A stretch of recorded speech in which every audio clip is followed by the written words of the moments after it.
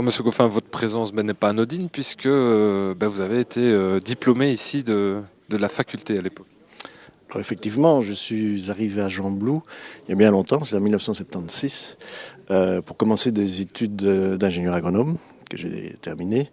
Et au cours de ce parcours d'étudiant, j'ai à un moment donné bifurqué, puisque je me suis occupé d'une radio pirate. Et puis, c'est une longue histoire, de proche en proche et de rencontre en rencontre et d'opportunité en opportunité, comme souvent dans la vie.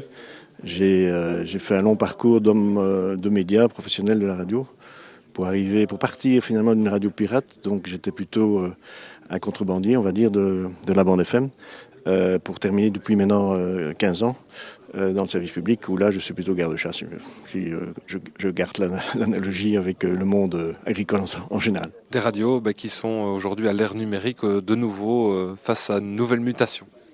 Oui, tout à fait. La numérisation du monde, évidemment, n'épargne pas, épargner, non, c'est pas le bon mot, mais qui touche également la radio.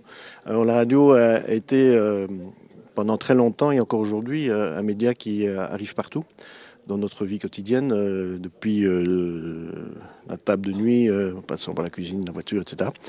Grâce à une technologie de distribution qui est la FM, qui est gratuite, qui est extrêmement performante, et qui a quand même un grand handicap, elle est analogique. Et donc la numérisation de la distribution de la radio est un enjeu majeur dont c'est un sujet que je me suis emparé en tant que responsable des radios de la RTBF parce que c'est un enjeu d'avenir. Et comme je suis un ingénieur de formation en génie rural, j'ai toujours eu une petite sensibilité pour toutes les matières techniques.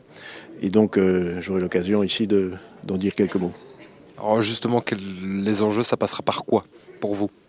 Et donc l'AFM va disparaître difficile de fixer un calendrier, mais certainement dans la décennie qui vient, pour être remplacé par, d'une part, ce que tout le monde connaît, qui va monter, mais qui reste encore très minoritaire, l'utilisation, la consommation de la radio via tout ce qui est Internet, en streaming.